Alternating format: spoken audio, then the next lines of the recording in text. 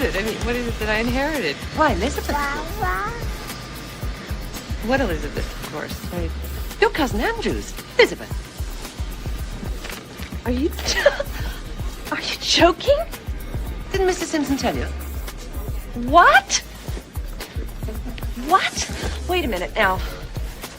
Are you telling me that I inherited a baby from a cousin I haven't seen since 1954? No, I know, no way. This is impossible. I'm sorry. When I rode into Fort Benton last night and saw what had happened, I couldn't believe my eyes. It's against everything I know about you, Brax. You believe it now, sir, don't you? You ran out, you deserted. Now you refuse to make a statement. What else do you expect me to believe? Nothing, sir. Don't you play games with me, Brax. I know you too well. You and I served together for 6 years, and I know there's no better soldier in a fight. Good evening and welcome to BW Flix, the Average Movie Critics. I am here, BA, with Elizabeth Mendoza because James he's got a busy life. Sometimes you can't always make everything, but that's cool. We miss you, James. We'll be on here next time with your brother. Just take care of your business. But in the meantime, we got Liz on here helping us out with the videos today. The two videos, as you saw, are Baby Boom and Sargent Rutledge. Both films. Baby Boom is for Mother's Day. And by the way, happy Cinco de Mayo and also happy Mother's Day coming up. And this is Military May month. So we're going to do a lot of military movies in here with some other movies in general as well. So just keep that in mind. I hope everybody's having a wonderful evening out there.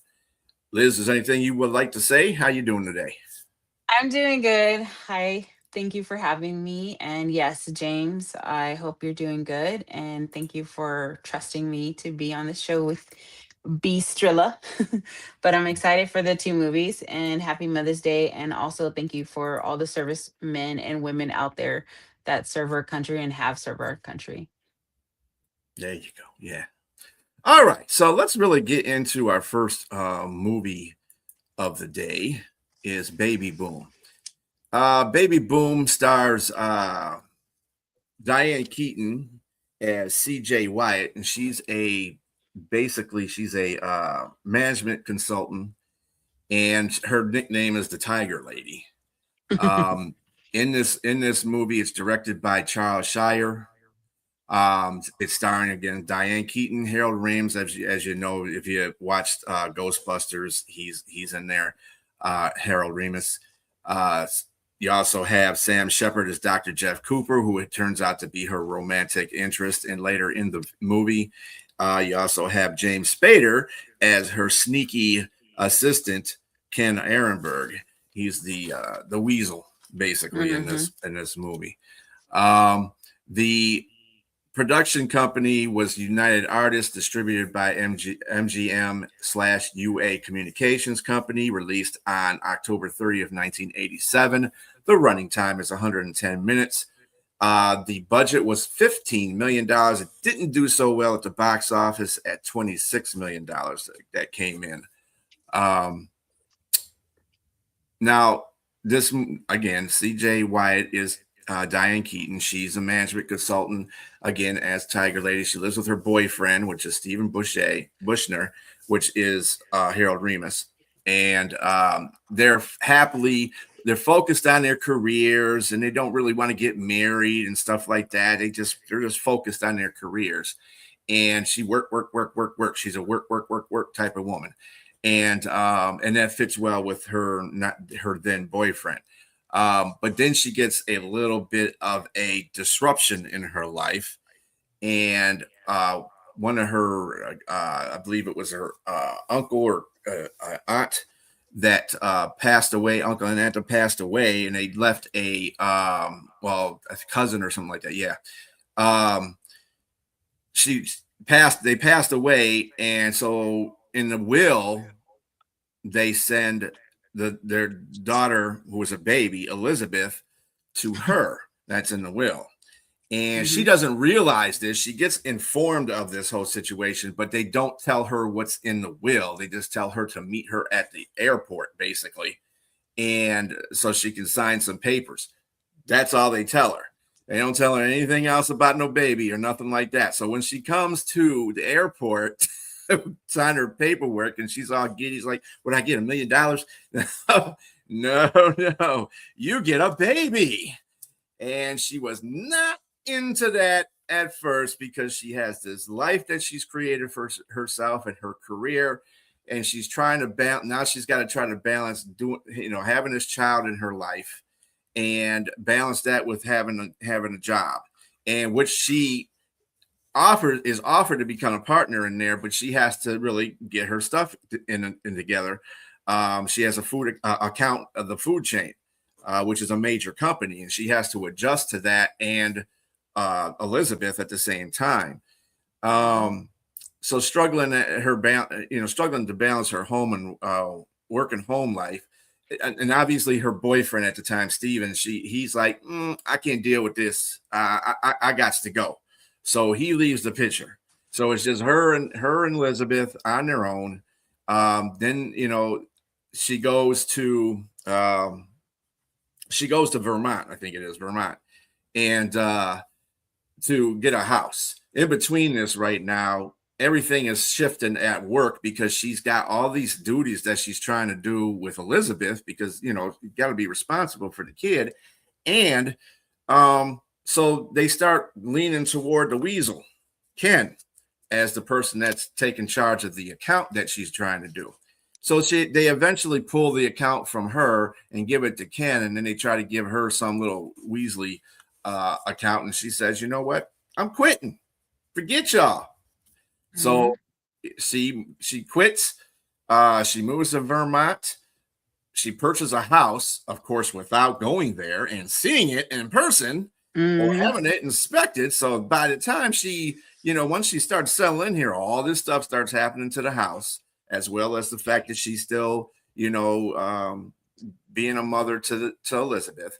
And she meets this doctor who actually, he's a veterinarian. He's not a real people doctor. He's a veterinarian, which is still he's a small town veterinarian. I mean, that's where the movie is from. It's like a small town environment. Dr. Jeff Cooper, right? Yep, Jeff Cooper, you got it. And so she focuses on other ways to make herself money because she's got to pay for all this stuff that's going on in her house as well. So she gets this opportunity to sell gourmet baby food, applesauce. She had concocted, and she's trying to sell everything. And hello, Robbie. Hi, Robbie. I think Steven is shack off. Yeah, he pretty much is in this one, but yeah, he is. Because he leaves her. So I mean, yeah, that's pretty bad. But really, what it comes down to at the end is that she tries to sell this opportunity to the food company that she was doing in the first place. And she kind of thinks about, and she thinks, I could do this on my own. I don't need anybody helping me out. And she got a really good lucrative deal for them to sell it to them at $3 million. And I think she got like 300 or 950 million or 959 million, $950,000 salary bonus for being, somebody that oversees everything. She didn't want that. She was like, I think I can do better on my own. I'm doing fine right now. So let me see if I can do anything. So that's what the path she goes. She falls in love with Jeff Cooper. They have a thing going on. So that's really kind of where it ends. They find a life in Vermont. She had an opportunity, and that's why she had an opportunity to go back to New York, but she said, nah, I'm not doing that. And everybody kind of, they respected her for that. The company that she worked for respected her for that, but she left. She said, I'm going back to Vermont and doing my own thing. And like I said, everything falls into place. I live happily ever after. And there you go. What I thought about this movie, the kid thing, it was pretty funny. In fact, I got a scene here. Where I think every parent has this problem when they have their first kid. Okay, putting on a diaper. Let me tell you something. My first child, I had to put on a diaper, dude. Man, it was just messy. And then he was a boy, so he was aiming for everything. So, but fortunately, she's a girl in this. So Elizabeth's obviously a girl, so it doesn't get as messy. But let me show you how this went. Bring diaper between baby's legs, release tapes, and position over front of absorbent padding. Oh. Now. Oh.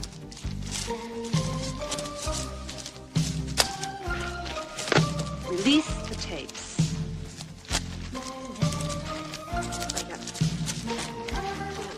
There. In front of absorbent. Ah!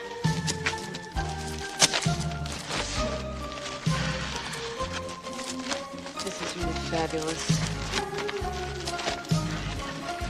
Position over front of absorbent padding. Okay, I've got it. Perfect.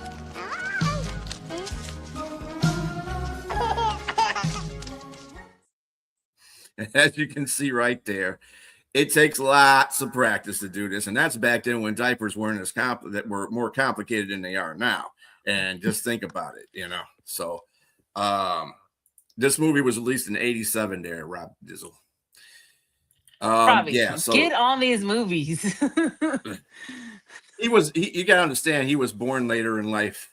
So a lot of times before these or after these movies came out. So. Well, I was born in Bobby 80, some credit. so Yeah. the movie came out in 87. Yeah. And so to me, the movie was fine. It was a good movie because I appreciate the fact that she, and like her boss was telling her at the beginning of this whole thing when she had the child and he found out, he was like, you got to put some priorities in place. You can't sometimes you got to give up stuff to get stuff done. And he said it's not gonna. It's hard to do that, And he's talking about he lost a couple of wives because of the fact that he was so, in balance with his job and not with his regular life. So he lost a couple good wives. With her, he's trying to tell her, hey, you got to balance that. If you can't balance it, then you got to go with what your priority is, and that's what she did. And I think that he was the one that he gave her the lower account. I think he was trying to look out for her, trying to make her life a little bit better, but she felt humiliated because she was the one that put all this effort into the food chain company, and just to have it weaseled out from under her by Ken Ehrenberg, James Spader, and she just didn't like that whole situation. She thought she was better for the job than he was, obviously, because he was an intern. But he was on his P's and Q's. Got to give him credit too, even being a weasel. He was on his P's and Q's. So, and she didn't like the fact that she had to be reduced to a lesser contract. So she was like, okay, forget that. I quit. And I commend her for that because it does take a lot to raise kids. I mean, I have 3 of them. I know you have 3 of them too. I have 3 sons, so 3 sons, yeah. Mm-hmm. Well, I mean, you were 5 years old in '86. I hate watching baby movies. What? Oh my gosh! Don't be You're a crazy, baby hater. Robbie. Don't be a baby hater. Yeah, that you was have Diane a Keaton. baby. Yes, Yeah, it that was was Diane Keaton. Yeah, definitely Diane Keaton. So what was your opinion about the movie, Liz? Well, here's the thing. Like, I'm all about those 80s movies and 90s movies, but the 80s culture context, it's kind of like what women go through still now, to where can women be powerful without sacrificing family? Can they be powerful without sacrificing their marriage? And that's what I loved basically about Baby Boom, because it's like, what happens when a woman who built her life on control, but then she take custody of Elizabeth and is forced to embrace the chaos, but she still persevered to what she wanted to do and create baby food and still made a life for herself, because regardless of, that's what women do.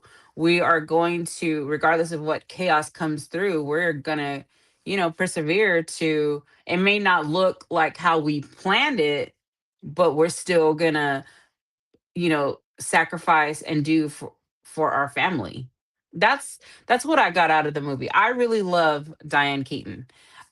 This is not one of my favorite movies of hers, but for me, she really didn't have control at the beginning, but then she was failing a lot, especially when later in the movie when she bought that house and all that stuff started happening. And then she kind of like, that old saying, when you have lemons make lemonade. Well, she had this apple tree and she created this baby Baby food app. business, Yeah. and she persevered it. And that's what, like, you can build something on something new. And that's Mhm. what I loved about this movie, because I mean, it's less about choosing between, it's not, Baby Boom to me was like not really choosing between a career and motherhood, but more about women learning, can she redefine her success after life rewrites her plan? And that's, as a mom, that's how I had to do it. Like, I didn't, have, I had a plan, but things change and now you have different plans. But yeah, I really Yeah, love the movie something's though. got to give in The Godfather. Yeah, she was really good in Something's Got to Give. That was a pretty funny movie. Oh, I love that movie. That was my favorite one. Is that the one with oh no, I was thinking about Jack Nicholson. Oh yeah, it's easy now. Hey Yoli. Hi Yoli.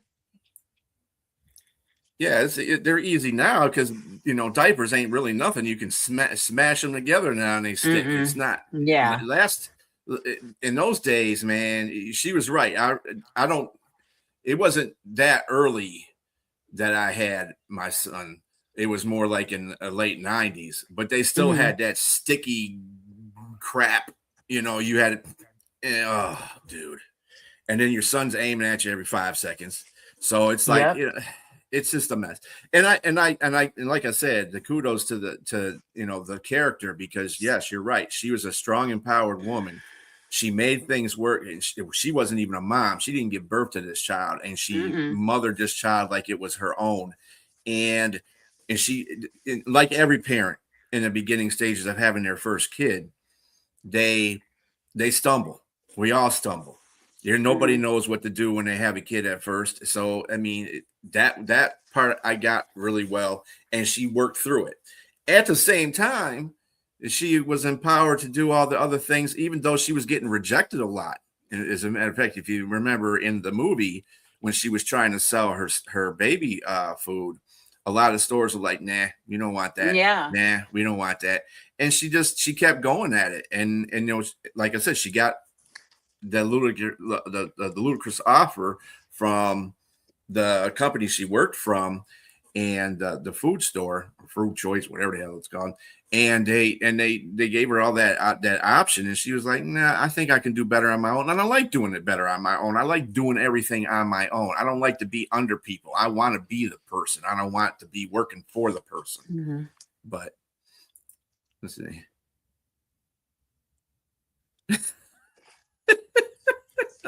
Hey, that I can agree with you on, because yeah, my kids Oh are my gosh. grown. They're changing their Yeah. own babies' diapers now, Yeah, they so thank are. God for that. Yeah, Uh, because Robbie, I have 3 grandkids, so trust me, those diapers are still coming my way. But I'm also like, when that happens, I'm like, here you go, son, your job. right, yeah, because you can always do that to your kids. You see, oh, can you? Nope, that's your Nope, kid. that's your baby. I'll have them when they're smelling good and sweet. Other than that, you got to change the Yeah. diaper unless they're under my care, and then I have to do that. But other than that, no, I'm not. Mm-mm. So let's go with this too. The actress, the star of this show, Diane Keaton. Um, Hmm. Fortunately, Diane Keaton is no longer with us. She passed in Yes. 2025, October 11th, at the age of 79. She was an Oscar. She's done a lot of Mm. Academy Award and awards in her Golden Globe Awards, Tony Awards, Emmy Awards. She's gotten all kinds of stuff. So Um, amazing. she was born on January 5th, 1946 in Los Angeles to Dorothy Dean and John Newton. Hmm. Ignatius Jack Hall. Jeez. And she was the eldest of 4 children. She was a homemaker and amateur photographer. And yeah, Dorothy, her mother, was a homemaker and an amateur photographer. Jack was a real estate Mhm. broker and a civil engineer. Um, and she became, and actually, her mother became Miss Los Angeles for, Yes. she did the Los Angeles pageant for homemakers. And I think that's what inspired her. And she also, and Diane also was inspired by Katharine Hepburn, who admired her for playing strong, independent. This is something that Diane Keaton has done over the course of her career too. When she was in film, she always played those strong, independent women, Mhm. and that's something that even if she was married, she would be strong. She's just a strong woman figure in these movies. Um, she did her Godfather film. She was in the Broadway production of Hair. Um, she got Tony Awards for Woody Allen's Play It Again, Sam. Lovers and Other Strangers. I could go on with this. She was Kay Adams' girlfriend's wife of Michael Corleone, played by Al Mhm. Pacino in The Godfather. Um, she also did The Godfather Part Two, and then she was in. Let's see what else she was in here besides the. Well, let me go down to the filmography. Yeah, she was in, but I mean, over a span of her career, man, she did so many Yes. movies, And she did, so yeah. many Yeah, movies. and she did a lot of television as well. Mm-hmm. Mhm. Uh, Baby Boom, Radio Days was in the same year. She did Baby Boom, which is another movie that people don't really see that much of. Radio Days, A Good Mother, Godfather Part Three, Father of the Bride. Look Mhm. Who's Talking Now. She was an integral part of Yes. that. Father of the Bride 2, First Wives Club, uh, Mhm. Town and Country, You which is don't the movie I own saw. me. Something's Got to Give. That was a very good Yes. movie too. The Family Stone. That was another good one. Mad Money, which was a very good comedy. Very good She did movie. that was hilarious. Um, like I said, she's been in The Book Club. That was another good movie I saw. Mhm. Tom's. That was another one. Let's see. She She was did. also in a music video with she played Justin Bieber's grandmother in his 2021 music video Ghost. And when Yeah, I saw her, I was like, "Oh my gosh, she's just so amazing even just as playing a grandma." yeah. She was also on Heaven Is a Place on Earth with Belinda Mhm. Carlisle and I Get Weak. Yep. Also, Think Too Hard with the artist Sid Straw. So Mhm. yeah, she's very prominent. Yeah, And she lived a very good actress life, I would very have to so. say. Um, so that is Diane Keaton right there. And we will be going to our next movie. Well, first of all, before we do that, we gotta give our popcorn review. Yes. And Liz, what do you give this for the popcorn review? um Probably I'll say I'll give it 2 popcorns. You're gonna give it 2 popcorns. All Yeah. right. Well, let's put that on there. 2 popcorns.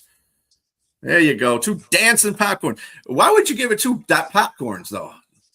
What part of the movie did you not like? That's what I want to know. I didn't like the love life. I Oh, feel my like it bad. could have been better.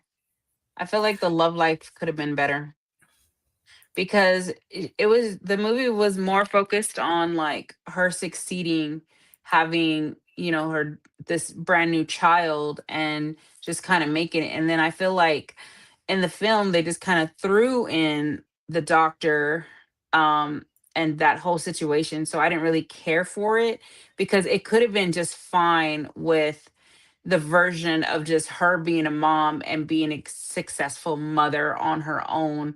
I felt like when the veterinarian came in the picture, it was just kind of like, where is this going? Like, what is the story to it? Because then you're putting a narrative on a mom just trying to succeed first. I didn't like the love scene, and I'm a romantic. I love romance, but when he came out, I was like, who's this dude? So yeah, that's why I gave it 2 popcorns. I kind of feel that same way with that whole Hmm. situation. I was talking to you off screen about it earlier. I'm not a big. I don't. I don't see Diane Keaton as a sexy figure. I consider, I see her as a mom figure, to tell you the truth. Yeah. She's a mom figure. So when she was doing all these, saying all this stuff about sex to this doctor, it was like kind of cringe to me because Hmm.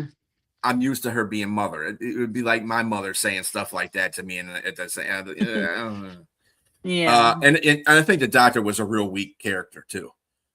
He came in there meh, he was meh, Yeah. And kind of meh. he's not great looking guy to me. So I was just like, meh. Yeah.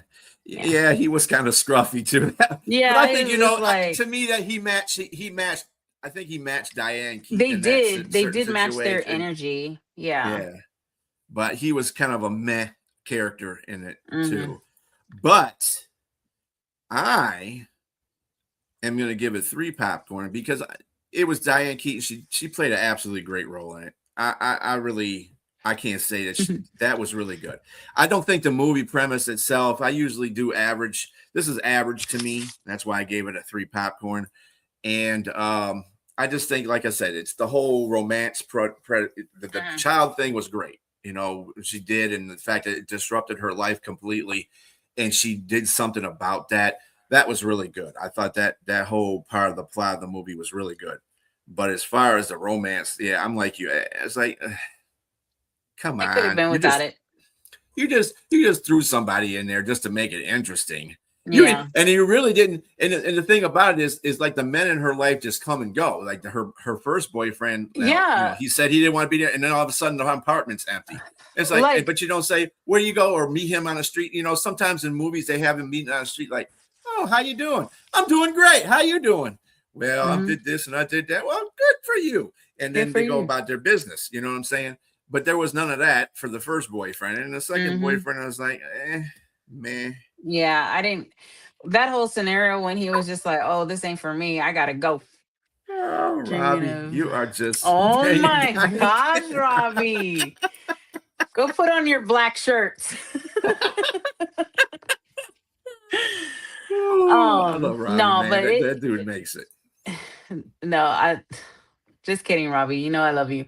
But my biggest thing was just like even at the when he was the first boyfriend was just like, oh, this ain't for me. He could have said it a little better instead of how he did it in the movie. Yeah. Like, come on, dude. Be a little nicer and be a little considerate. But that's why I gave it a 2, because the dudes.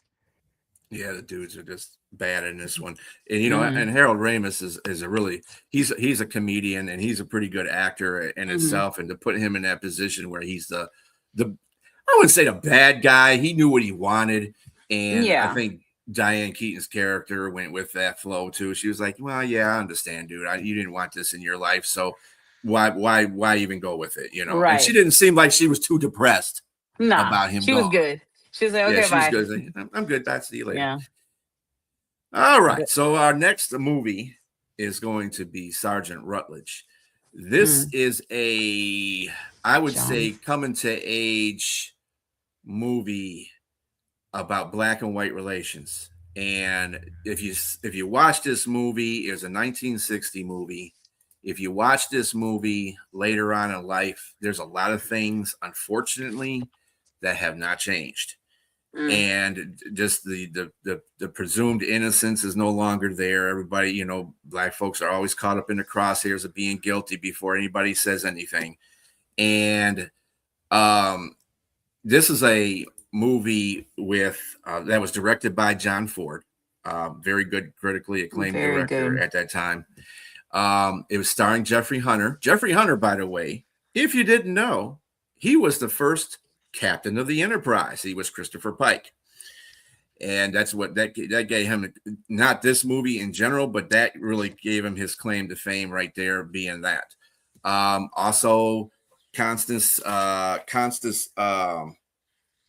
Towers is Mary Beecher, who was the sympathizer to Rutledge. Mhm. She helped him a lot in this movie as far as painting him in a very good light. Woody Strode is Captain Rutledge, or Sergeant, First Sergeant Rutledge. Mm-hmm. Braxton Rutledge, as a matter of fact. Braxton. Yeah. So he, so he is the one. Let me put this in there. And Juano Hernandez as Sergeant Matthew Luke Skidmore, who is the elder guy in this, as a sergeant. He's just a regular sergeant in there, but he's an old sergeant. He's been around, seen a lot of things in his lifetime working and being in the Army. So he has a lot of bit of a little bit of a thing in here too, because he's like the elder and everybody looks up to him a little bit, you know. So let's put this in perspective. The production company was John Ford Productions. It was distributed by Warner Brothers Pictures. The release date was May 25th in 1960. That was in New York. June 8th, 1960 in Los Angeles. Running time was 111 minutes. There is no thing that says how much it cost the movie to make. But in America, it only grossed $784K, which is not a lot of money, even in that time. So, wow. But it did do elsewhere. It made 1.7 million because, you know, elsewhere, everything's a little bit better as far as race is concerned. And people are sympathetic to certain things. You know, it's just in the United States, it's just like that. But anyway,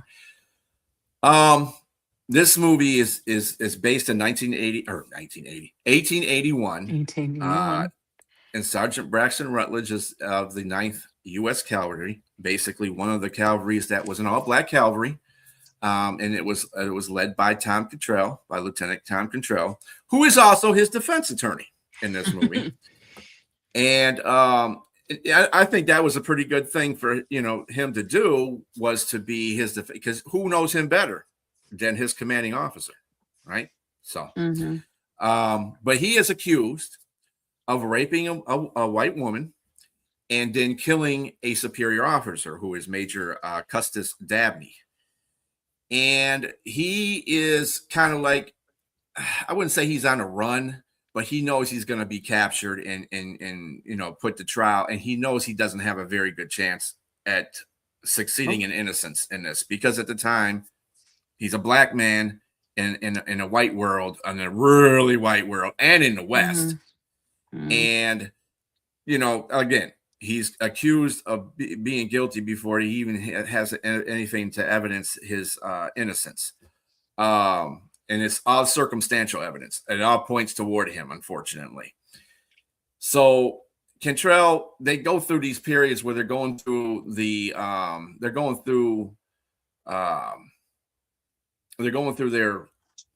I don't know where they're at actually in the movie, somewhere in the West.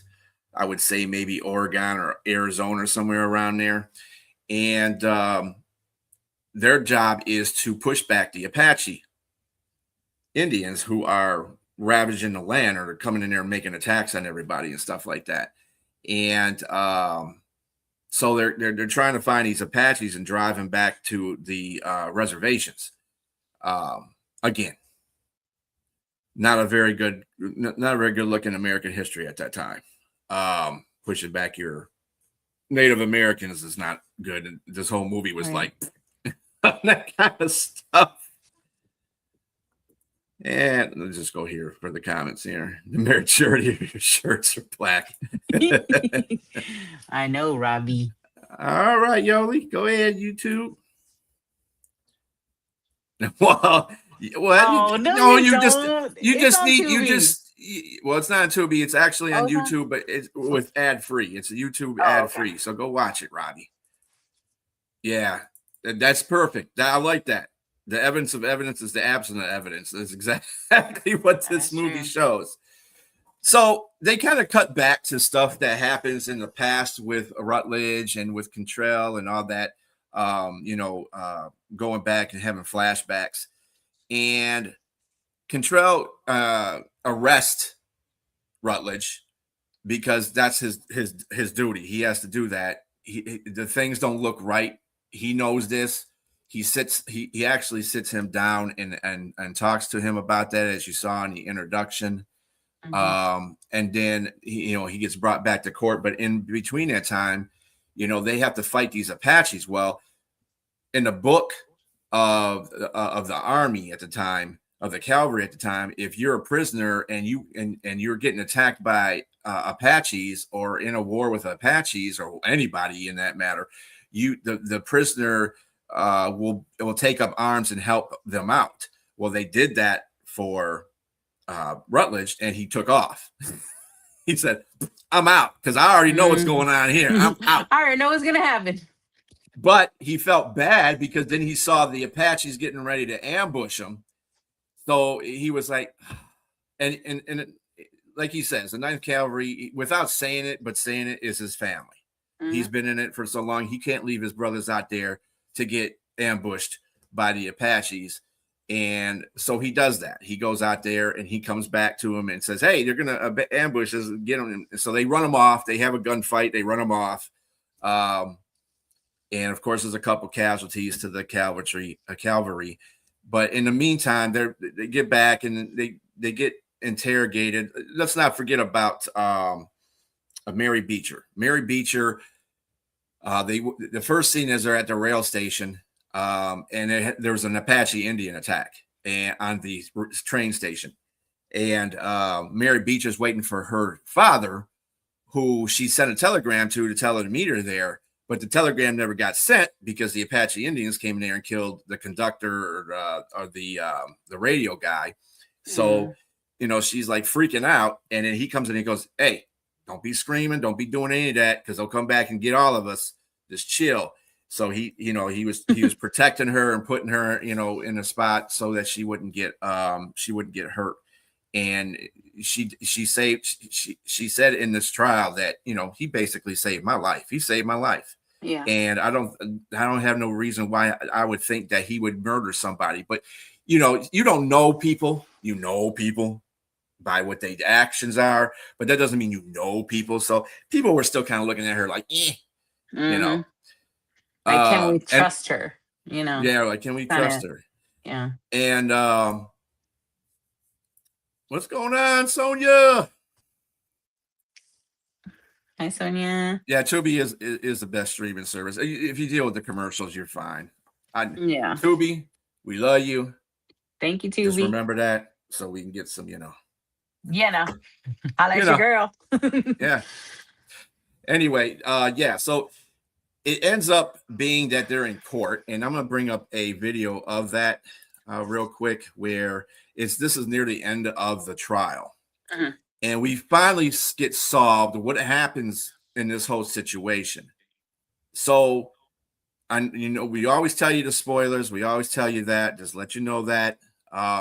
So what happens is there was a ruckus going on, and Sergeant Rutledge heard this going on in a major's house. And somebody had raped his daughter and killed her. And so he was going in there trying to, he found her like that. And he was trying to make sure, she was alive or whatever the case. Her father came down the stairs, the major immediately thought he was the one that did this.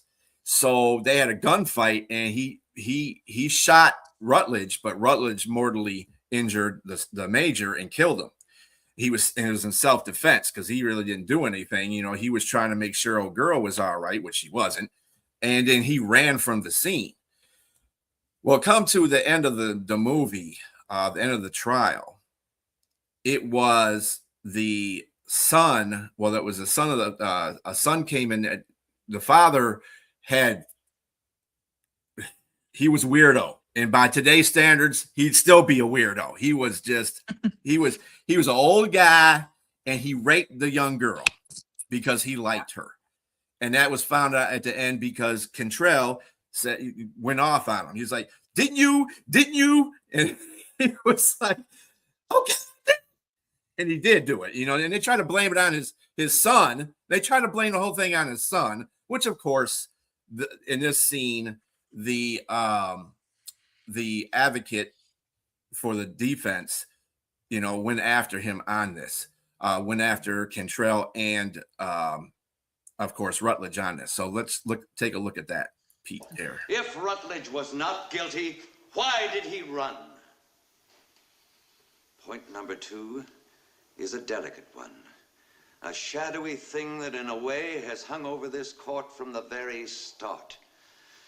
But I would like to call the court's attention to the fact that it was not I who tried to shift the guilt to a dead white boy to save this man. It was not I who stooped to use the symbol of the cross to pin the hateful charge of rape on a dead white boy to save this man. And finally, it was not I who tried to write the word murderer on the gravestone of that innocent white boy to salvage the life and freedom of this Negro. If the color of a man's skin is to be introduced as evidence or even argument by this court, then I say it's this court that stands on trial and not that soldier. Mr. Cantrell. Yeah, that's some powerful stuff there. That was about the times. Those were the times when that kind of stuff was happening. I mean, you're putting one man's life beneath everybody else's just because of the color of his skin. And and then I can see where that pissed Cantrell off, because it's like, we're not here for the trial of this man being black. We're on this trial because he was accused of a crime. And if you can't see that, then what are we here for? If you're just going to automatically lynch him because you think he did something, that whole thing pissed me off. I mean, it's still happening now. It's still, I mean, you know who I work for, you know what I do for a living, and you know what I see. So it still happens now. But even in the impact of this film, and it was a really good film. I watched, so I always ask y'all guys what movies y'all are watching so I can rewatch them. But to be honest, like, the modern connection is still, the movie still resonates because conversations around race, legal bias, public press, are all over. And so this film was really good, but it was really, I don't know, for me, it was kind of sad because it's just like, it's still repetitive. It's still going on. It's still like, even when justice works, what does it cost someone to fight for it in the first place? That's my biggest thing. Yeah, and and this country is so color stricken about things, and this is this and this is that, and if you're black, you don't have a place, or whatever the case might be, and people don't understand the wealth of this country was put on black people's backs. That's how this country became successful, and people don't understand that to this day, and they need to. This stuff needs to just stop. Racism just needs to go, because you have to have everybody. And I'm not just saying, let me clarify something too. It's just not white people either. I think black people need to see the other side too. They need to go out more. I think that's the problem with white people. They just like to stay in their own little shell in their community. They don't want to go outside of that little shell in the community and find out what life is like with other ethnic people. They just want to stay in their own because, oh, well, I'm happy here, blah, blah, blah. Go out there and experience other things. That's what makes you smarter to the world. That's what makes you see things in a different light. And I think all races need to do that. I think they all need to enjoy each other's ethnicity and say, hey, we're one big world here. I'm not trying to be Jesse Jackson and Rainbow Power, And I get it, because it's just, like, I do a lot of ministry work as well. And so my biggest thing is just like, it doesn't matter what your race is. Like, God loved you, and that's what I'm going to do. I'm going to show you love because God loves you. But it's just like, during this movie, I was just like, wow, it's still relevant even now, because it's like how we tear each other down. Even in the same race, we're still women, men and men, like, we're just still tearing each other down. It's just like, when is it going to end? When are we going to, like, not be so biased and, like, just, respect one another and love one another? But yeah, that movie was a 1960 movie. It's been 62 years. 62 think years, about that. and 62 years, and it's still stuff you would think still would relevant. change, right? No, it has not. Yeah, F around and find out. Um, but yeah, Oh, it was a Robbie. very. I think the beginning of the movie kind of didn't. I kind of was when I watched the beginning of the movie. I was like, so this is what we're going to base this whole trial on, Mm-hmm. this whole situation at the train station. But then as you got through the movie and it kept going and going and going, it got more interesting and it got more dramatic, especially with all the scenes that they had to throw. Because at first, and you really didn't know, Rutledge didn't do it. This is basically how Right. I feel. And Rutledge didn't do it, but who you were trying to figure out who the hell did it. At first, my first was the dad did it. He was some perv. Or Apache came in there and got both of them, shot one and raped her. But that's not the Apache way. Got to remember that. They just, if they're going to do anything, they were going to wig her and do the same thing with him, just scalp and bye-bye and probably have a couple arrows just like they did with the guy in the train station. Yeah. And then I was thinking, well, then it had to be somebody in that outfit that came in there and did that, because that's just a heinous crime in itself. First, to rape the woman, the young girl, and then to shoot the father. So something had to go on where that was it. So once we found out that Rutledge was there at the scene, he wasn't the one that raped her. He found her, and then of course, coincidence came down the stairs as her father and was like, "Hey, what do you do? What?" And then drew his pistol to fire at him and hit him, but he shot him fatally, being Rutledge, and killed him. He did that in self-defense. Now, James has a point here. Most types of crimes didn't go that way. The movie went in those times. This is true. He had great reputation. The coat and the gold crosses were another thing. The gold cross had a niche in it because the prosecutor, he was like, yeah. So there's all kinds of crosses these people get. We can get all these crosses, but this particular cross had a niche in it, a little nick in the corner, and they were able to take that. He's the guy that made the cross or gave the cross to her knew this, because he wanted to ask her if you want to change it out for something that's not, it's perfect, and she goes, "Nah, I got it this way. I'm gonna keep it this way." Fortunately for her, that helped her solve her murders, who her murderer was. So, not put Rutledge in any harm's way. Now, I'm trying to figure out the end of that now, seriousness of the crimes that he did commit, like running from, the situation, which is something, of course, the prosecutor was like, "Yeah, you run from the situation. You Dude, run, a you know black he man, did it. Like, no, he's a black man scared. caught in a bad situation, and then he already knew what was going to happen. So that's the reason why he ran. I got that. But he was like, well, if he was innocent, whatever, dude, live in your white life, whatever."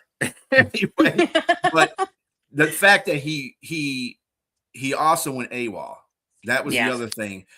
Army takes that kind of stuff Very personally. serious. You can't be going AWOL. I don't care what the circumstances is. You need to stay with your unit, period. And escaping and fleeing, that's something that probably was, I would probably say they would, in those days, it's not as complicated as the law these days with that kind of stuff, fleeing and eluding, and and AWOL. I guess I would think that he would have got some kind of reprimand for leaving his unit. But by the way, he is also known as the Buffalo Soldier. And the way he became why he's called a Buffalo Soldier is because that when they were fighting Apaches, this unit, the 9th Cavalry, they were called Buffalo Soldiers because in the wintertime, they would don themselves with buffalo skins to keep warm. And they would fight the Apaches. And the Apaches donned them that name. They're the Buffalo Soldiers. So, that kind of, see, look at that. Look at that.